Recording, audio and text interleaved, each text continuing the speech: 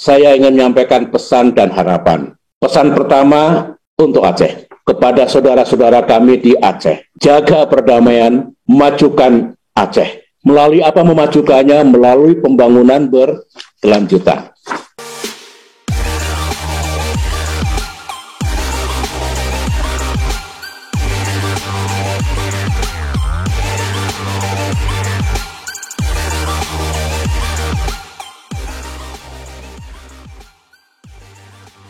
Mari kita kembali ke topik utama pembangunan berkelanjutan. Apa sih definisi pembangunan berkelanjutan itu? Tiada lain adalah pembangunan bisa memenuhi kebutuhan ya sekarang ini, generasi sekarang, tanpa mengorbankan kebutuhan generasi yang akan datang. Anak cucu kita, pegang itu. Kita dapat kesejahteraan, happy hidup kita, but anak cucu kita juga sama, harus senang, sejahtera. Itu yang perlu saya ingatkan. Kemudian saya ingin sampaikan trilogi yang saya maksud. Dulu di era Orde Baru, trilogi itu dalam pembangunan stabilitas, pertumbuhan, dan pemerataan. Kalau saya sekarang ini, trilogi pembangunan abad 21 untuk growth, pertumbuhan masih diperlukan. Pemerataan atau equity untuk lebih adil diperlukan. Nah, yang satu lagi, trilogi pembangunannya adalah pembangunan berkelanjutanlah yang menjadi sistem dan acuannya. Itu yang penting bagi kita, dan pandangan saya ini pernah saya sampaikan di Rio de Janeiro dulu pada tahun 2011-2012 acara di sana. Dan setelah itu alhamdulillah saya mendapat tugas dari Perserikatan Bangsa-Bangsa untuk dengan teman-teman yang lain merumuskan konsep Sustainable Development Goal, SDGs. Dan itu merupakan masukan berharga kepada Perserikatan Bangsa-Bangsa. Intinya dengan trilogi baru ini, ekonomi harus tumbuh. Kalau tidak tumbuh, rakyat tidak mungkin sejahtera. Yang kedua, pertumbuhan harus dinikmati oleh semua. Growth for all, growth with equity. Dan yang ketiga adalah growth tidak melebihi ambang batas ekologi, alias tidak merusak lingkungan. Itulah yang diperlukan ke depan. Nah, implementasinya banyak. Ini untuk Aceh, Gubernur Aceh ada di sini, di forum ini. Saya kira para pemimpin di Indonesia, utamanya para menteri juga ada di forum kita ini.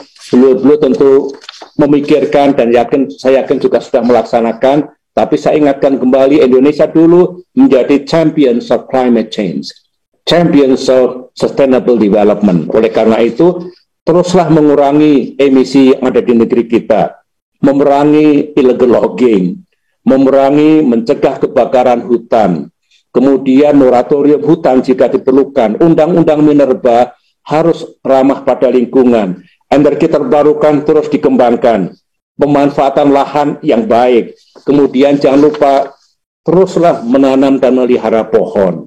Bukan untuk sekarang, untuk 10, 20, 30 tahun mendatang, insya Allah Indonesia akan hijau kembali. Kerjasama internasional penting. Indonesia adalah paru-paru dunia, seperti di Kongo dan di Brazil. Mari kita jaga bersama-sama. Masyarakat internasional juga berkontribusi terhadap Indonesia dalam memelihara hutan yang ada di kawasannya. Itu yang penting. Apa kunci menuju sukses? Pembangunan berkelanjutan harus menjadi mainstream seluruh kebijakan. Tolong dimasukkan dalam RPJP jangka panjang, RPJM jangka menengah, RKP, RKPD, APBN, dan APBD. Itu konkretnya. Kemudian pengawasan rakyat, pengawasan publik, LSM terhadap pembangunan berkelanjutan perlu ditingkatkan. Tank perguruan tinggi seperti Araniri ini luar biasa bagusnya, tolong peduli dan do something terhadap lingkungan kita. Kemudian menjadi prioritas bagi para ekonom, para teknokrat, para ahli, para businessmen, dan semuanya. Pimpinan daerah juga, policy makers, decision makers, harus berada di depan. Dan kebijakan ulangi, masyarakatnya harus bersatu, dididik, didorong, dan dilibatkan secara penuh. The way forward, ke depan. Pembangunan berkelanjutan ini kalau kita laksanakan benar di Indonesia akan mengantarkan bangsa kita menuju masa depan yang baik, insya Allah menjadi developed nation di abad 21 ini. Oleh karena itu dibutuhkan political will, policy yang tepat, dan kepemimpinan yang kuat, mulai dari presiden, menteri, gubernur, bupati, wali kota, semua pemimpin. Lantas social capital, social awareness, kesadaran itu harus dibangun juga. Selamatkan bumi kita, selamatkan Indonesia, selamatkan dunia kita. Lingkungan tolong dijaga. Teknologi kita perlukan yang betul-betul bisa mengatasi perubahan iklim dan pemanasan global. Kemudian yang sangat penting, gaya hidup manusia. Kita semua harus berubah. We must change. Jangan rakus, jangan serakah, tapi yang diperlukan. Itulah masalah pembangunan berkelanjutan. Menutup dari pidato kunci saya ini, sebagaimana yang saya janjikan, saya ingin menggunakan mimbar yang mulia ini